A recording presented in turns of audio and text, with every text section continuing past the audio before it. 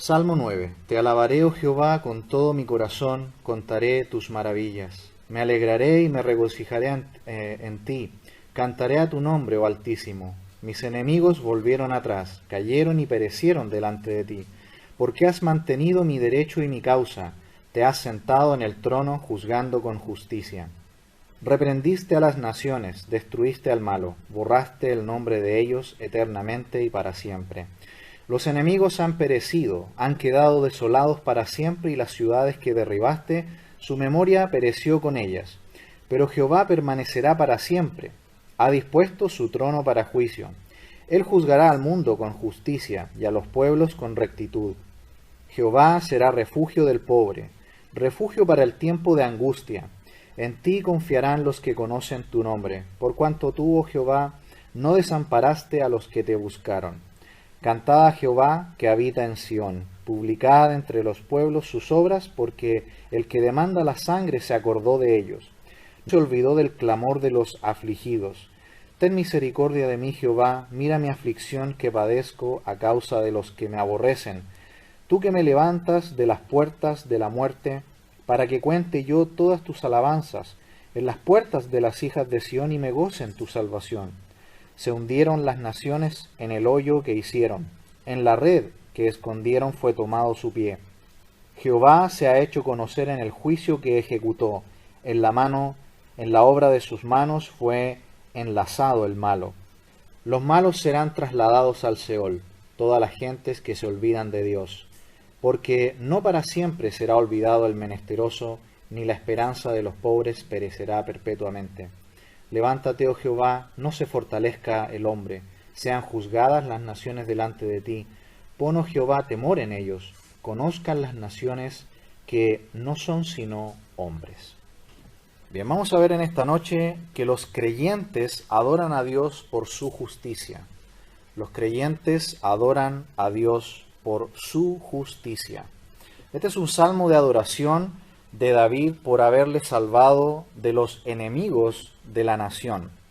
Aquí en el subtítulo, que como ustedes saben, en la Biblia hebrea es el versículo 1, dice al músico principal sobre Mut-Laben, Salmo de David. La palabra allí, Mut-Laben, significa la muerte de un hijo.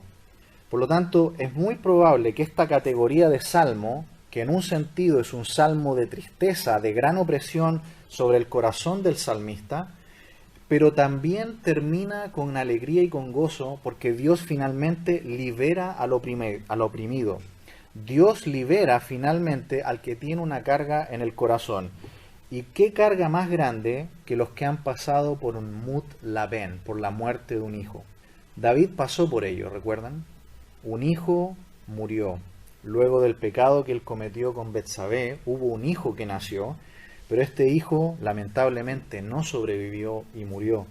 Él sabe, por lo tanto, lo que es este tipo de prueba, pero en medio de toda esta prueba, en medio de toda una opresión grande que David como rey ahora está viviendo, él tiene grandes enemigos que vienen sobre la nación, pero al final Dios, el Dios de justicia, va a obrar a su favor. Dice el versículo 1, te alabaré, oh Jehová. ¿Dónde va dirigida la alabanza del pueblo? Solamente a Dios.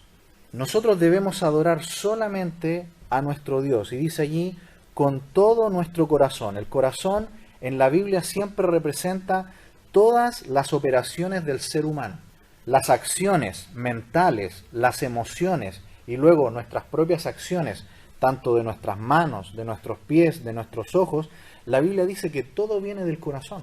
Y aquí David está diciendo, el pueblo de Dios se postra totalmente a Dios con el corazón. Es decir, todo el ser postrado ante Dios en adoración, cuando estamos en medio de una situación de prueba límite, como la que David aquí presenta. Tan profunda, tan difícil como la muerte de un hijo. Y dice allí, contaré todas tus maravillas. ¿Cuál es el propósito de la adoración? ¿Sabe lo que produce? Produce un deseo de contarle a otros las maravillas de Dios. Las maravillas de Dios. Por lo tanto, cuando se completa realmente el círculo de la adoración, es cuando nosotros compartimos con otros lo maravilloso que es el Dios que adoramos.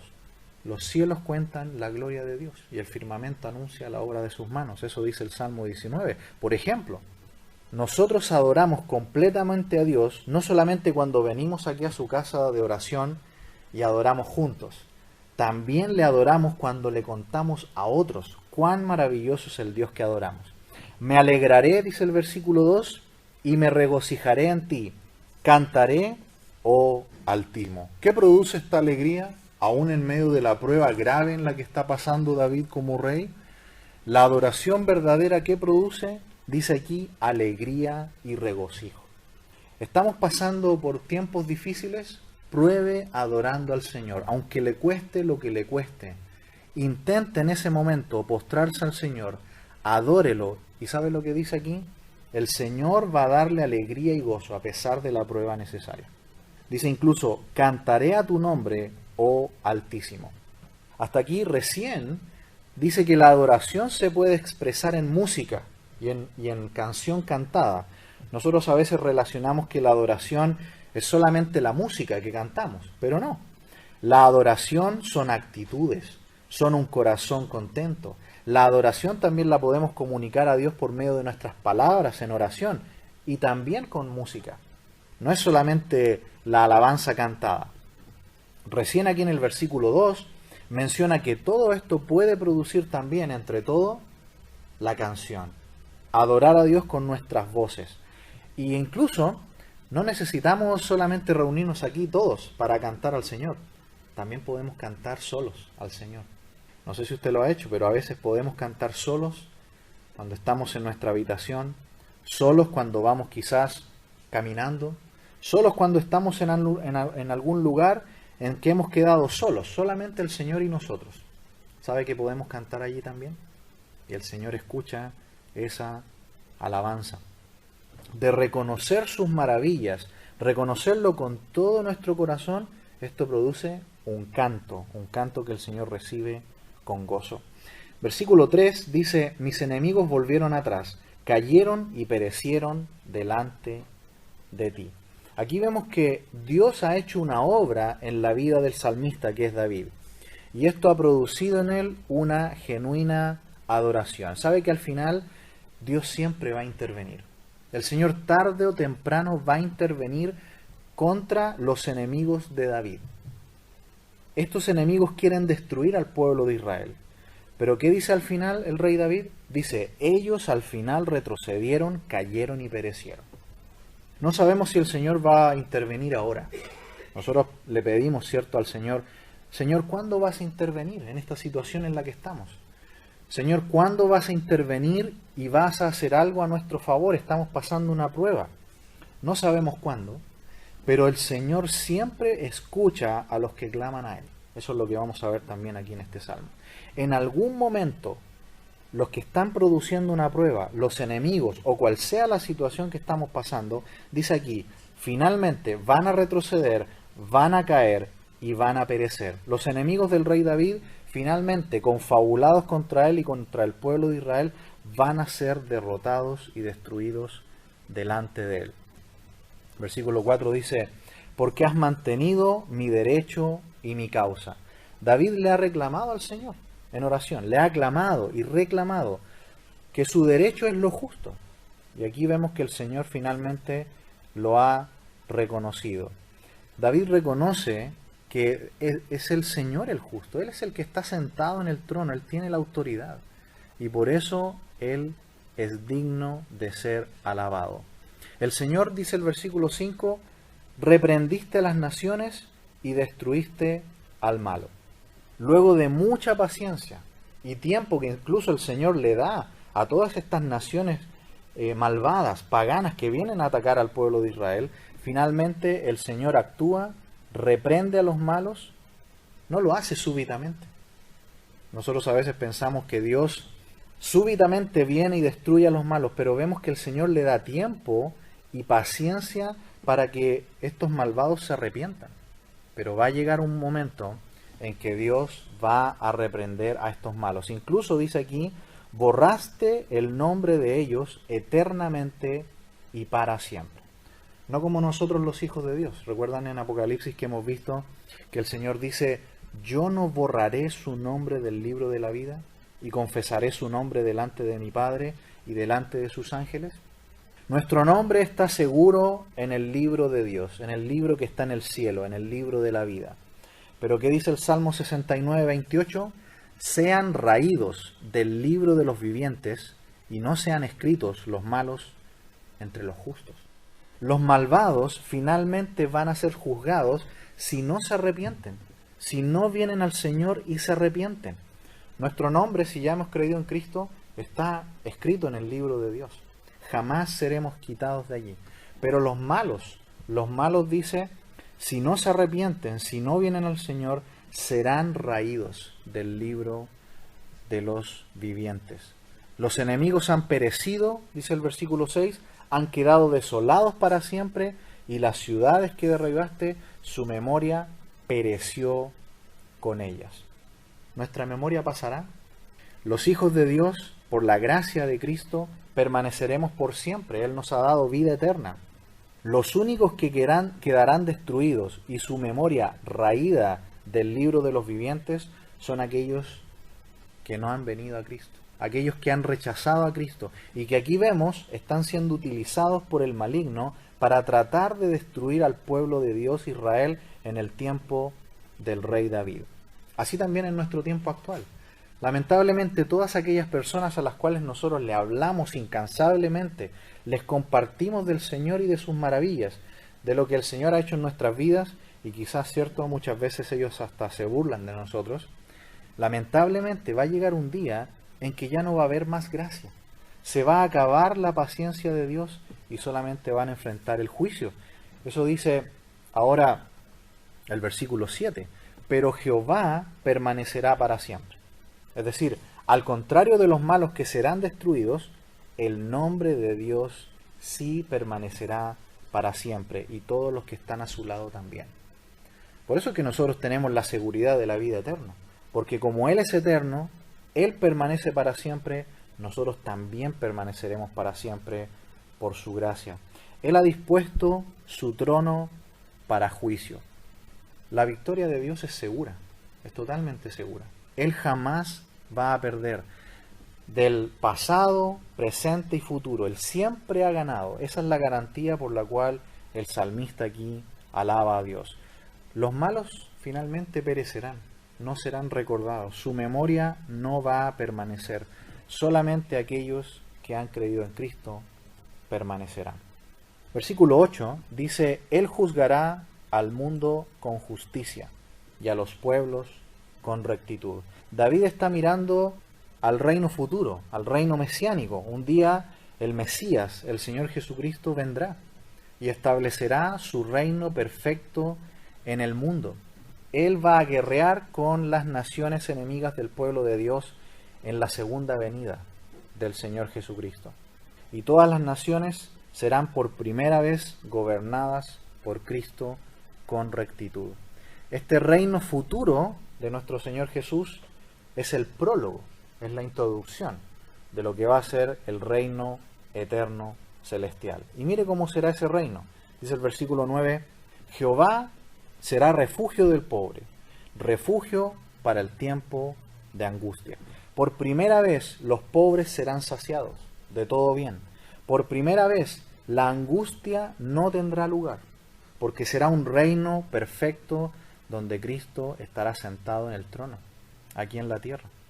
Versículo 10, en ti confiarán los que conocen tu nombre, por cuanto tú, oh Jehová, no desamparaste a los que te buscaron. Conocer el nombre. ¿Conocemos el nombre de nuestro Señor, de nuestro Dios, de nuestro Salvador? Hemos dicho que el sagrado nombre de Dios que se utiliza constantemente en los salmos, Yahvé o Yahvé, que nosotros lo tenemos aquí como Jehová, significa el eterno. Y cuando Dios le habló a Moisés, ahí en Éxodo 3:14, no le dijo este nombre, más bien le dio la explicación. Le dijo, yo soy el que soy, o literalmente, yo soy lo que soy. El eterno, el que siempre ha sido, el que es y que será. Y luego hemos conocido al Hijo de Dios, que su nombre es Jesús. Jesús significa el Jehová que salva. el Jehová que salva. ¿En quién confiamos nosotros? En nuestro buen Dios, en nuestro Salvador Jesucristo. Y conocemos lo que significa su nombre, el Dios eterno que salva. Y nosotros a Él buscamos. A Él clamamos cuando estamos en situaciones difíciles. A Él clamamos cuando ya no podemos hacer nada humanamente. Aquí vemos que Él no desampara a los que le buscan. Dios jamás va a desamparar a quienes le buscan. Así que, hermanos amados, estamos en una situación parecida como la de David, en una situación como tan grave, tan triste como la muerte de un hijo. Aquí dice David, busca al que jamás te va a desamparar, al Señor. Él jamás desampara a los que le buscan. Cantad a Jehová, que habita en Sión, publicad entre los pueblos sus obras, dice el versículo 11. Todo esto dice aquí que nos lleva a adorar a Dios con nuestras voces, a cantarle con nuestra garganta. Su presencia allí, dice, está en el monte de Sión, que es donde luego su hijo Salomón fue finalmente el que construyó el templo, donde descendió la misma presencia de Dios y donde sabemos que en el tiempo futuro el Señor Jesucristo reinará allí por 1000 años en la tierra. Y donde también sabemos, por el estudio que estaremos haciendo en el libro de Apocalipsis, la nueva Jerusalén, la ciudad celestial, descenderá del cielo y se posará allí, donde nosotros como iglesia estaremos sirviendo a todas las naciones salvas que estarán alrededor.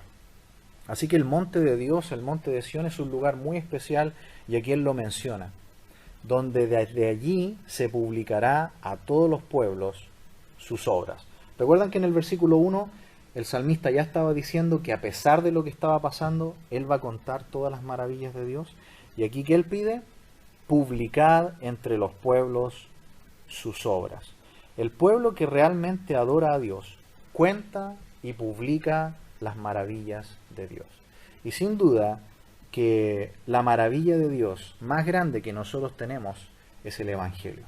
La iglesia lo que tiene que estar proclamando en este tiempo es el Evangelio. Esa es la mayor maravilla que nosotros tenemos que contar a todos los pueblos. Contar que Dios se hizo hombre, que descendió a este mundo, que murió en nuestro lugar y ha pagado toda la culpa. Todos los pecados del mundo, Él los ha pagado. Y que si vienes a Él con fe y arrepentimiento, Él te perdona tus pecados y te da la vida eterna. Esa es la maravilla que nosotros debemos estar comunicando también en el día de hoy. Verso 12. Porque el que demanda la sangre se acordó de ellos. Lo repite nuevamente David. Un día la paciencia de Dios se va a acabar. El tiempo de arrepentimiento terminará y Dios tomará memoria. Esto es un antropomorfismo, es decir, es una imagen tomada del hombre, porque no es que a Dios se le ha olvidado y Él de repente se acuerda lo que tiene que hacer. No, es la imagen humana de que en un momento Dios en un tiempo determinado va a actuar finalmente sobre el mal y sobre los impíos. El Señor un día va a actuar sobre el mal y se va a terminar. Dice allí, no se olvidó del clamor de los afligidos. Nuevamente, otra imagen, ¿no? Otro antropomorfismo, para mostrar que los que han sido maltratados, todos los que han sido tratados injustamente, el Señor es vengador de ellos finalmente. Y el Señor un día establecerá su reino y va a mostrar cómo realmente es un lugar de justicia, un reino perfecto. Versículo 13, David dice, ten misericordia de mí, Jehová. Mira mi aflicción que padezco, a causa de los que me aborrecen. Tú que me levantas de las puertas de la muerte. Aquí vemos que David, luego de hablar de la naturaleza de Dios, del futuro reino que viene, se acuerda del presente, se acuerda de la situación que está viviendo y clama a Dios. David está tomando probablemente como rey decisiones muy difíciles. Hay naciones que aborrecen a la nación de Israel, quieren destruirlo, y le pide a Dios que proteja a la nación, que proteja al país. Aquí vemos que David confía en que a pesar del poderío que puedan tener como ejército, recordemos que David fue un rey guerrero, estuvo en muchas batallas, pero él dice, tú que me levantas de las puertas de la muerte. ¿Recuerdan el subtítulo del Salmo? La muerte de un hijo. Él piensa que aún de la muerte inminente, ¿quién está allí? Está Dios. Si estamos pensando quizás en este momento que nuestra vida puede estar corriendo peligro, a veces nuestra salud puede estar pendiendo de un hilo y a veces no lo sabemos. A veces estamos en peligro de muerte. ¿Realmente en manos de quién estamos? Estamos en las manos de Dios. Hace poco escuchaba un accidente que hubo aquí en la ciudad, de un joven que murió atropellado. Iba en bicicleta y falleció. A veces nosotros pensamos, tenemos todo el tiempo, ¿no?, por delante, somos jóvenes, pero realmente, ¿dónde están nuestras vidas? Están en las manos de Dios. Y cuando nosotros pensamos que cada día que pasa el Señor nos ha protegido, viene el versículo 14, para que cante yo tus alabanzas en las puertas de la hija de Sión y me goce en tu salvación. David le pide al Señor, Señor, libéranos de esta situación, porque queremos cantar tus alabanzas. En la presencia de Dios, donde morará el centro del gobierno de Cristo en la tierra, allí, en la hija de Sión, así le llama al monte. Allí, en ese lugar, está el gozo en las alabanzas a Dios. Hay un salmo donde él dice, también David le pide al Señor, devuélveme el gozo de tu salvación. ¿Recuerdan? En el Salmo 51. Luego de haber cometido este grave pecado, ¿no?, de adulterio con Betsabé. Aquí dice que ¿qué es una de las cosas que nos da el gozo de la salvación? No es que nosotros perdemos la salvación, nosotros a veces perdemos el gozo de la salvación. A veces nos alejamos de Dios en nuestro corazón por las pruebas, por el pecado, porque a veces no sabemos manejar las crisis como lo que le está pasando aquí a David. ¿Cómo él la recupera? Dice aquí, con la alabanza, clamando al Señor, aunque la situación sea inalcanzable, aunque el obstáculo es tan grande que pensamos que no llegamos a superarlo, él dice, voy a gozarme en alabarte y me vas a dar el gozo de la salvación nuevamente. Porque él nos protege, mire lo que dice el 15, se hundieron las naciones en el hoyo que hicieron, en la red que escondieron fue tomado su pie. ¿Qué pasa con los malos finalmente? Van a caer en el mismo mal que ellos nos prepararon, en el mismo agujero y trampa que ellos le hacen al pueblo de Dios, allí mismo van a caer. Tal como en tiempos de Ester, este hombre malvado que quería destruir al pueblo de Israel, fue muerto en la misma horca que había preparado para el pueblo de Dios. Jehová se ha hecho conocer en el juicio que ejecutó, dice el versículo 16. En la obra de sus manos fue enlazado el malo. ¿Notan cómo le habla a Dios? Que Él es justo, el juicio que ejecutó. Recordemos, hermanos amados, los juicios de Dios siempre son justos. No pensemos que las situaciones que estamos son cosas que el Señor no sabe. El Señor sabe perfectamente por lo que estamos pasando. Y Él nunca va a dejarnos pasar en una prueba que no podamos soportar. ¿Cierto? Eso lo sabemos por el Nuevo Testamento. Por lo tanto, nunca digamos, Señor, eres injusto. Porque el Señor sabe por lo que estamos pasando. Él nunca es injusto y Él siempre sabe perfectamente hasta dónde nosotros podemos tolerar. Siempre hay un límite y Él lo sabe. En la obra de sus manos fue enlazado el malo. ¿Se fijan que es Dios y no nosotros el que va a intervenir? Él con sus propias manos va a enfrentar a los impíos. Él con sus propias manos va a enfrentar la prueba y nos va a ayudar a salir adelante. Ahí se mencionan dos términos musicales que yo creo que ya son conocidos aquí en los Salmos. El primero es Hijaión, que significa, muy posiblemente, todos estos términos musicales son a veces un poco misteriosos, son un poco oscuros, pero es muy probable que significa que, recordemos que los salmos van siendo cantados, y aquí significa que el coro debe cantar más fuerte esta última parte que viene. Y luego viene un Selah, que ya hemos dicho que significa una pausa. Es decir, viene un interludio musical, luego de cantar todos estos versículos del 1 al 16, viene una pausa para tomarle el peso a lo que se ha cantado. Selah significa detengamos de cantar, ahora viene un interludio musical antes de cantar la última estrofa, y hay que meditar y tomar el peso de lo que hemos cantado, porque ahora viene el final. Dice ahí, los malos serán trasladados al Seol, todas las gentes que se olvidan de Dios. La palabra Seol a veces es difícil de interpretarla porque a veces puede significar el infierno, el Hades, el lago de fuego, como también a veces puede significar la tumba en la tierra, el agujero en la tierra donde es puesto el cuerpo. Pero aquí claramente dice que finalmente los malos, los impíos y todo el mal del mundo, ¿dónde finalmente terminará? En la muerte, donde ya no puede hacer nada más. Será juzgado todo el mal finalmente. Y esa es la mira que nosotros debemos tener. No pensar que la prueba, lo malo, nuestros enemigos van a estar siempre allí. No, el Señor en un momento va a intervenir y va a acabar. La prueba va un día a terminar. Y por supuesto, cuando estemos en el cielo, en su presencia, ya toda lágrima va a ser finalmente removida. Todas las gentes que se olvidan de Dios. Lamentablemente, todas aquellas personas que le han rechazado en vida, que constantemente le hemos hablado y que han tenido un corazón duro al Señor. Esperamos que no sea así. Pero si lo hacen así durante toda su vida y pasan de este mundo sin Dios, dice aquí, van a terminar en el Seol, en el lugar de los muertos, porque rechazaron a Dios. Fíjese, son ellos los culpables, no nosotros.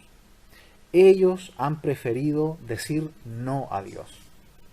Nuestra labor, ¿cuál es? Solamente comunicar el mensaje, sin parar. Finalmente, las personas que vayan a la eternidad sin Dios lo harán por su propio pie, porque ellos quisieron. Porque no para siempre, 18, siempre será olvidado el menesteroso, ni la esperanza de los pobres perecerá perpetuamente. Los malos serán olvidados, pero ¿qué pasa con el pueblo de Dios? Está en el corazón de Él. El menesteroso y el pobre no será para siempre olvidado de su Dios. Todas estas cosas que hoy en el mundo son parte, lamentablemente, de nuestra humanidad caída, de nuestro mundo caído, un día se acabarán. No será para siempre todo esto. El Señor va a enderezar en su justicia todas las cosas. Levántate, oh Jehová, versículo 19. No se fortalezca el hombre, sean juzgadas las naciones delante de ti. ¿Qué va a pasar al final? El ser humano impío, el enemigo de Dios, ellos no tienen más fuerza que Dios. Por eso que aquí David le dice, Jehová, levántate. Porque el hombre nunca va a tener más fuerza que Dios. Siempre piense esto, hermano amado. La prueba, las situaciones difíciles, nuestros enemigos, realmente no tienen más fuerza que Dios. Estas situaciones solamente pueden operar hasta donde Dios lo permite. Y si estamos pasándolo, confiemos en el Señor porque Él nos va a dar la fuerza para salir adelante. El Señor nunca nos va a probar más allá de lo que nosotros podamos resistir. Dice que naciones completas van a ser juzgadas por Dios delante de ti. Y termina con el versículo 20, pon, oh Jehová, temor en ellos, conozcan las naciones que no son sino hombres, Sela. Hubiéramos pensado que todo el salmo era un salmo imprecatorio, donde David está pidiendo la muerte finalmente, ¿no? Y la destrucción de sus enemigos. Pero notan la misericordia que hay al final del versículo, al final de este salmo. A pesar de todo, el salmista pide misericordia por los impíos. ¿Notan lo que le pide a Dios? Señor, a pesar de lo malignos que son, a pesar de lo malo que han sido, Señor, pone en ellos temor para que se arrepientan. Pon en ellos misericordia. Ten gracia con ellos. Y que conozcan que no son nada más que seres humanos, que no son nada más que criaturas. Señor, permite que estas personas que han sido malvadas son criaturas y que tú eres el Dios creador, soberano y todopoderoso. Este es el primer paso, hermanos amados, para que reconozcamos que es Dios el que está por sobre todo. Nosotros solamente somos criaturas. Y la situación que está probándonos, las personas que quizás están maltratándonos, nuestros enemigos, son solamente criaturas. ¿Quién está por sobre todo? Dios. Él está por sobre todo. Y termina con este signo musical, con un sela, ¿no? Que ya hemos dicho. Es para que meditemos en el peso de lo que acabamos de escuchar, de que Dios desea que incluso el impío se salve. Dios tiene una voluntad salvífica incluso con el peor de los pecadores.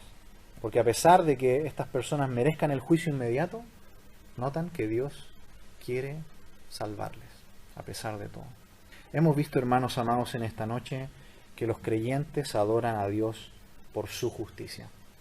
Pidamos la justicia de Él, no la nuestra. Recuerde que a veces nuestra justicia es: Señor, por favor acaba con esto, o acaba con estas personas. Pidamos la justicia de Él, porque la justicia de Él puede incluir que Él salve incluso a esas personas, que Él las transforme. Él puede incluso tomar esta situación adversa que estamos pasando y transformarla en algo bueno para su gloria. Por eso que siempre busquemos su justicia y no la nuestra, y adorémosle por eso.